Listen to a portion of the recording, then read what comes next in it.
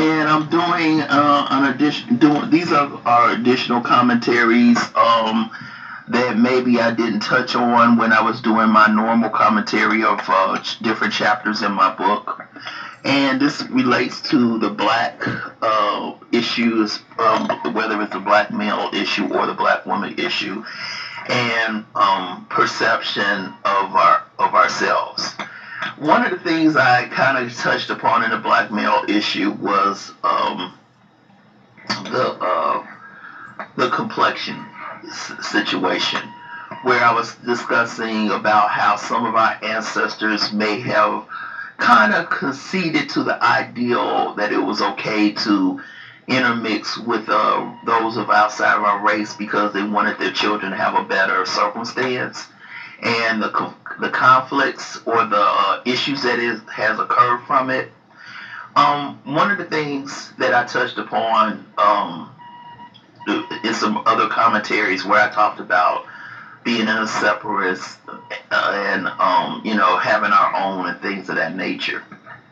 Now, part of my concern was I had read right around there was a couple of opportunities in the 1800s where we had the ability to possibly have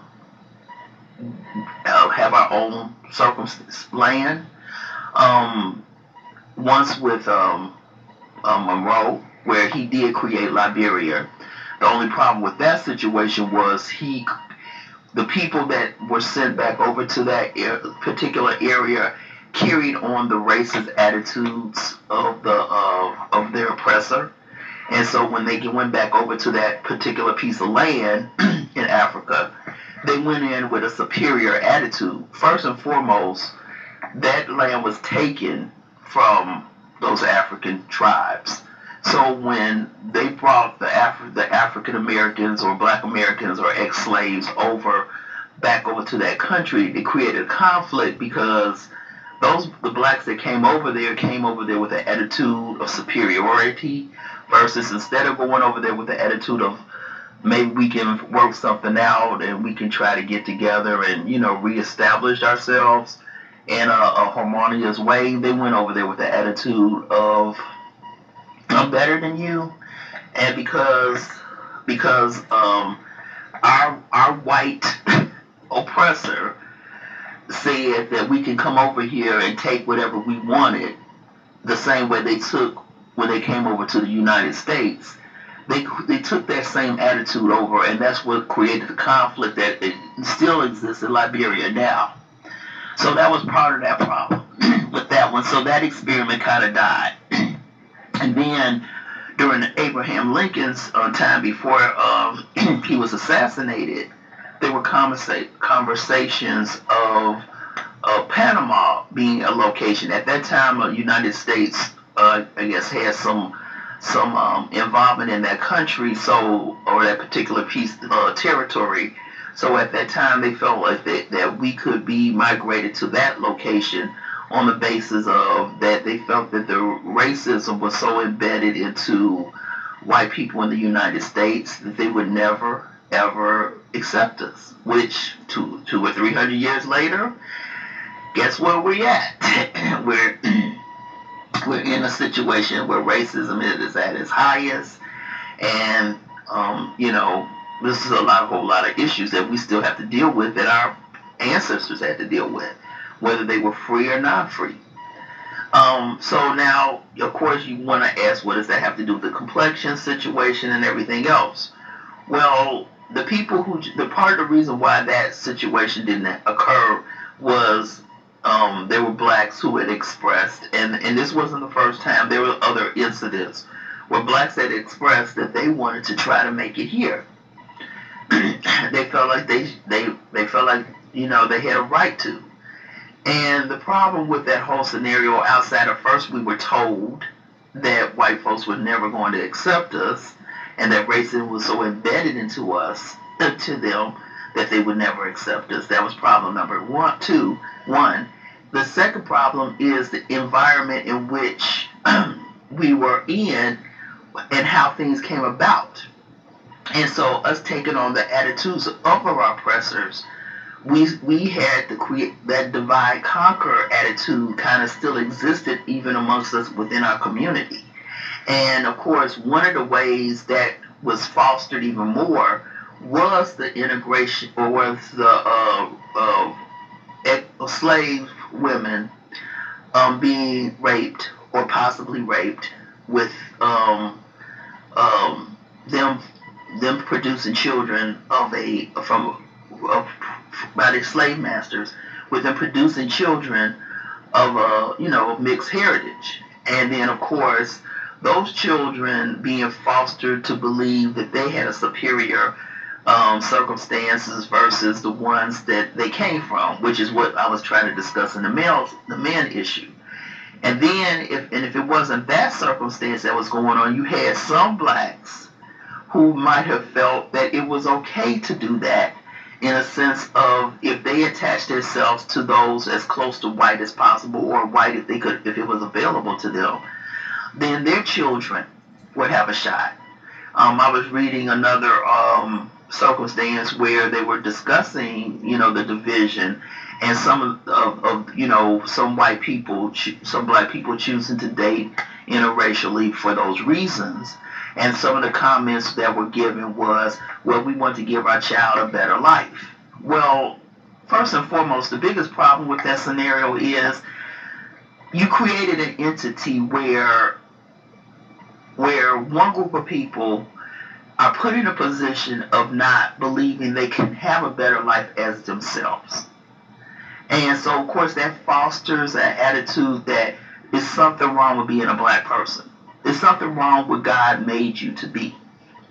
Based on somebody, another human being's opinion, another human being, not a God, not your spiritual father, not the person who really is responsible for you being here outside of the instrument, him using your parents to get you here. But you chose to take on the attitude that, based on another human being, another flawed human being, to tell you what's good and what's not good, and you subscribing to it, which again creates the division.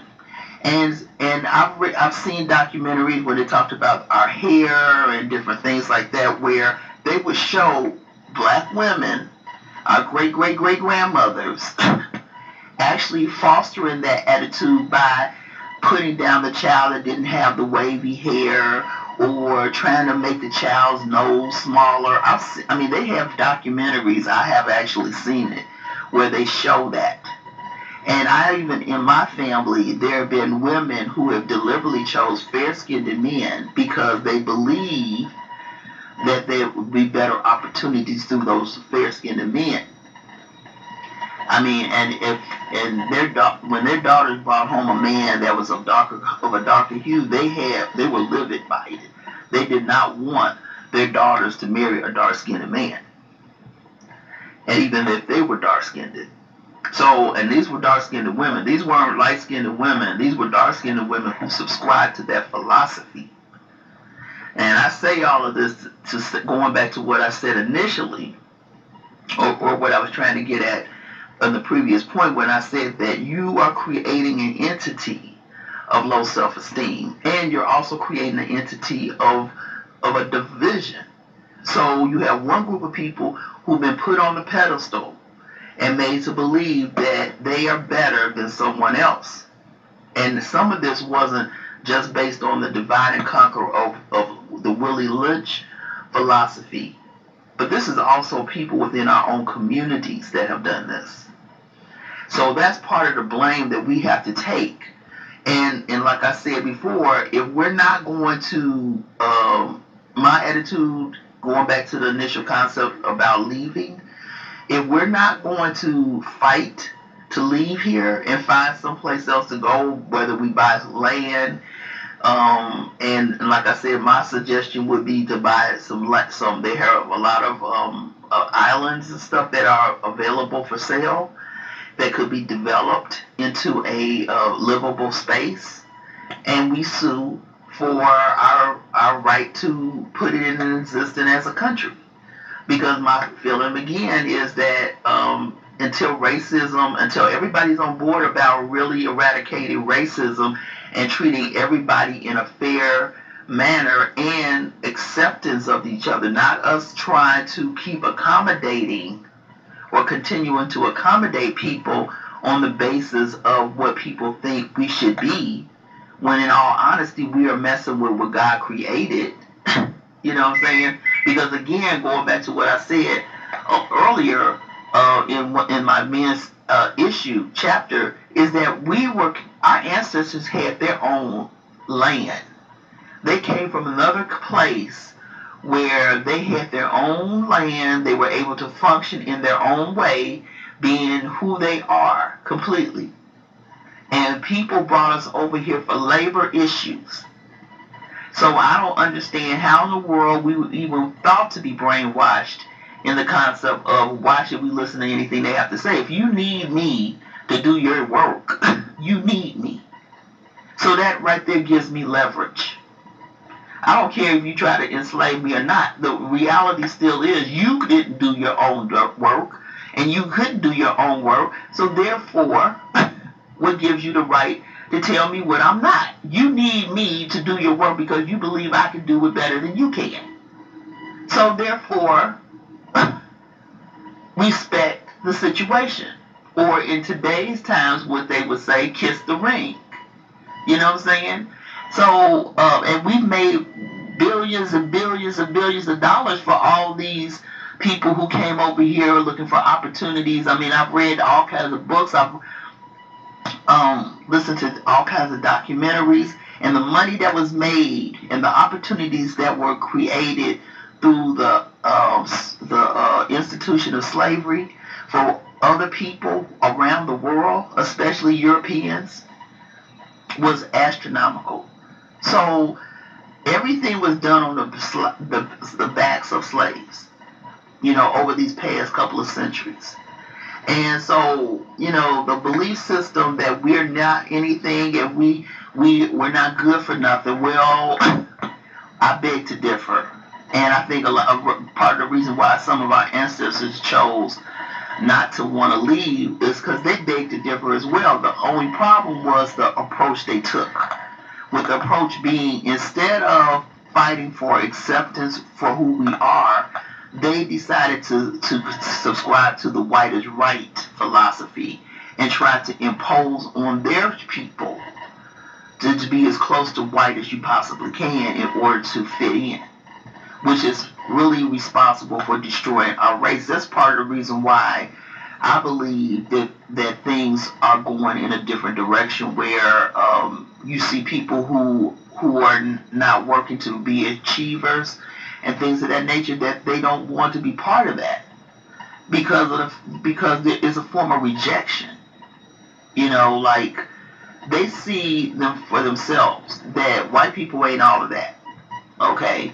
But you got a cloud of black folks who are subscribing to push us in that direction, and we're looking at the people who choose not to participate in that, are looking at you all in those people who are pushing that agenda, and looking at you all like, are you crazy? I mean, it's one thing when I always say that everybody on this earth brings something to the table. So I'm never going to say that white people or any other group are flawed or nothing but useless pieces of crap. I'm not going to say that. That's not true. Everybody brings something to the table. But we have good entities and we have bad entities within each of our communities. Black people bring something to the table just like black people don't bring something good to the table. White people bring good things to the table, and then they don't bring good things to the table. People of Asian descent bring good things to the table, and some of them don't bring good things. I mean, everybody has flaws, no matter what. And what your real goal should be is to take the good from each group and try to bridge those circumstances, throwing away the bad, healing the bad, fixing the bad. That should be the objective. So if you take that entity and you look at it from that standpoint, that we should be looking, quote unquote, to find the good in what we all bring to the table in a positive way, and harness that and foster that and nurture that, versus quote unquote subscribing that nothing's good about one group of people versus what's good about someone else, then you'll never really truly have integration. What you have, that's everything else is assimilating. And it's just like when you pour coffee in milk or milk into coffee, the natural entity that it was is not going to exist anymore. However, you're going to see evidence of both.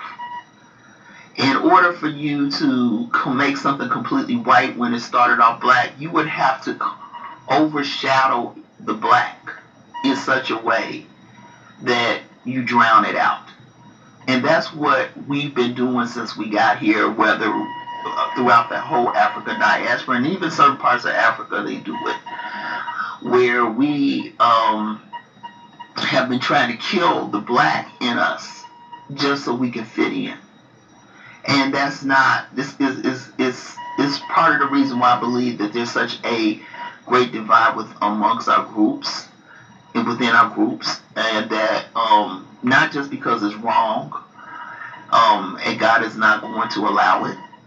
That's number one, because karma is a bitch, but also because it's not healthy. Even if we didn't see it as being wrong, the problem with it is that like I said, everybody brings something to the table, and we're not all the same in that sense. And so we have to respect that. We have to respect those entities that we're not all the same, and learn how to work together within that in that philosophy. So my whole point in saying all of this is, as long as there is this racial entity, racial climate where we're looked upon as less than, and we cannot strive to be all we can be on the basis of what God designed us to, and we can't find our purposes in a healthy way because we have people constantly overseeing us or trying to rearrange us, or people within our community that have such great hate for themselves that they don't have any tolerance for anything that represents us to us fullest. We cannot really strive to be, we'll never have the peace that we should have, and that there always will be problems. And another issue, because I think maybe some of the goal could have been of our ancestors, was that maybe they believed if we constantly integrated, eventually we could, create a circumstance where um, we wouldn't have, this wouldn't be a problem. With the problem with that, going back to that again, is first of all, you can't control gene pools. You can have a black and white relationship, and that child can still come out more black than white, and there's nothing you can do about it.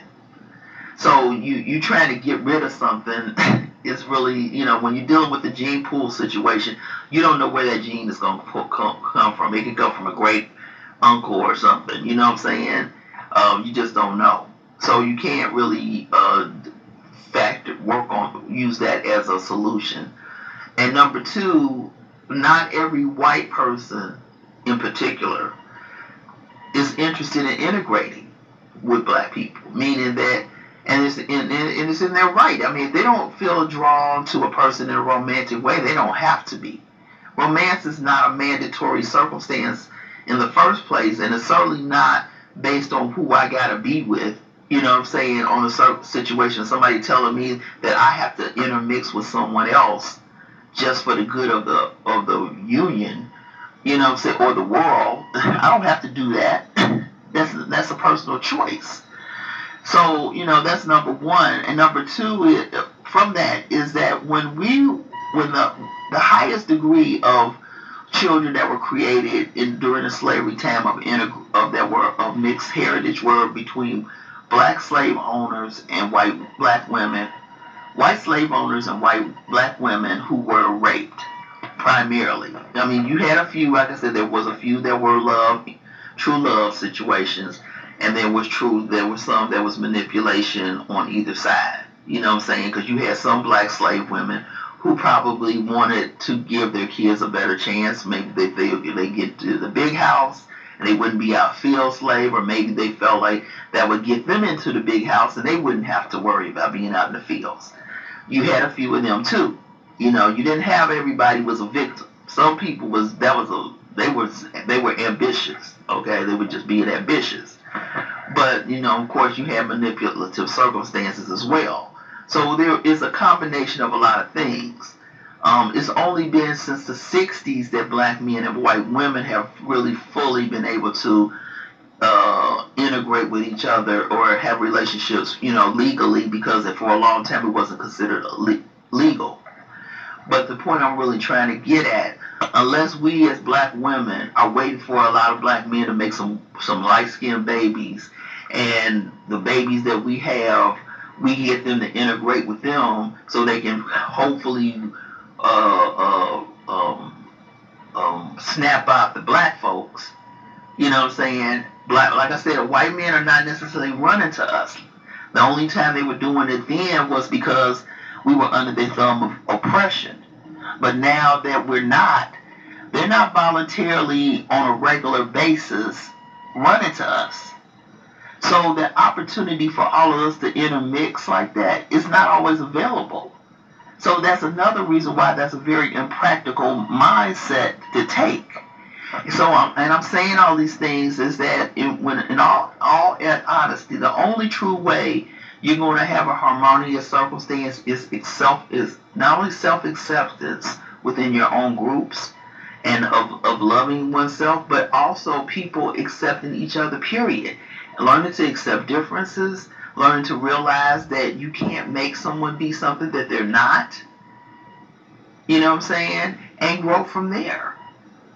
That's the only real true way you're going to have a real true integrated society, and a society that's based on a peacefulness. If white people get that my hair is not the same as their hair, and I have to do certain things or do work it out a certain way for it to be feasible for me, and I can feel good about my hair without apologizing for it because it doesn't look like theirs, then we can get along. You know what I'm saying? If I'm not that body type, but if I was the body type that had full hip, nice hips and things of that nature, and that's what it was, there's no point in me apologizing for that any more than they have to apologize for being who they are. You know what I'm saying? It's like we have to learn to accept each other's differences, respect those differences, realize that what may be gold to you may be silver to another, but that's okay. But you respect that. You know what I mean? Some people who I would say I'm surprised they have a mate because physically, it's questionable. I have to respect that that person is beautiful in the eyes to their mate, and they don't have to be beautiful to me. But I don't have a right to make them feel apologize for what they are, because guess what? For everybody, there's somebody. And somebody is meant to look at you in that way versus that other people don't have to. That's what it is. You know what I'm saying? It's not a popularity issue. I mean, we know we have people out there that everybody zooms in on and says this person is a beautiful person. Okay, but then there are some people who are not beautiful to everybody, but they're beautiful to some people. So we don't have a right to make that person feel inadequate about themselves because it's not a general consensus, you know. And so that's what we have to learn is that God if He allowed you to breathe, if He allowed you to get past go in life, you know what I'm saying? Beyond your childhood, beyond your young youth, beyond your young adult. If He allows you to be here, He wanted you to be here. And so now you serve a purpose in some way, and your job in life is to find that purpose. And that was really the main thing that I really wanted to get out of this book, period, was that conversation alone. Is that regardless of what has gone on in your world, regardless of what has happened to you, that you have to realize that God did not intend for you to live a life where you feel doubtful of yourself, where you don't have any understanding of what direction you're supposed to be in. God did not intend for you to be a ball of confusion. It's the world who imposed that on us through our outlooks, through our own, uh, um, uh, handicaps, through our own visions. And the thing about this global world that we're trying to create, you can't be global unless you really are global. That means that unless you can learn to accept other people's cultures, traditions, and things like that, you really cannot be global. What you are doing is imposing on people, which is why we have with so much turmoil, and especially coming from the United States, because the United States um, spent all its time within its own borders imposing on people, and they've taken that attitude outside of their borders and doing the same thing. They've decided who should be what, and again, because they want their resources, instead of them working with people and coming together and say, okay, how can we benefit each other in a positive way. They have created divisiveness, or created issues within those other people's countries. And so between that and Europeans, that's what they've done. And that's how you have so much turmoil of places like Africa and the Middle East and different things, because we want their stuff, but we don't want to work with them. We're not trying to be, we're trying to impose on them. We're trying to overtake. That's what the problem is. If we were like, let's work together, how can we, you benefit from us, we benefit from you, your hand, we wash each other's back, so to speak. That's not the way they wash each other's back. Is they put somebody in those countries that will be their puppet, and that they constantly get the benefit while they control their people a certain way. That's what, like I said, that's part of the reason why Africa is the way it is. Because anybody that has tried to do anything beyond what these countries have desired them to do, they get removed or eliminated, period. Like gone. You no longer exist. That's how they operate. And that's part of the problem. And so, anybody like I said, anybody that's trying to get these people to place of elevation and things of that nature, people to get their people to that place, they have stomped it out, because they won't have access to their resources like they want. And that's part of the reason why they're trying to control, the birth rates and things like that, because if there's more of them, then it is, that's controllable. That doesn't allow them to control the entity. Then guess what? They're not going to be able to get to those resources as easily as they would like. So all of that is political. And so that's the real reason why, what I'm saying, there's so much hate for us and everything, because we're constantly causing problems in everybody else's countries because we want what they have. And that's what they consider global, being global. Not we working together and us, like I said, different entities and everything. That's what it's about. And of course, if you're not morally right and you're trying to impose your value systems on other people, you're going to have resistance. So our president just went over to his own father's native land, and they told him, whatever you do over the United States is what you do, but you don't bring that over here. And he should have respected that versus trying to make them feel bad over something that they have to live with. So again, we have to learn to be mindful, respectful of other people's entities. If there is true human right violations going on, of course you would sanction those countries. If you believe when there's certain traditions that need to be respected and those people are not respected within their own communities, they have to make decisions about whether they should stay there or if they should just learn to live with it. That this is not acceptable practice in this country, and so we have to understand that.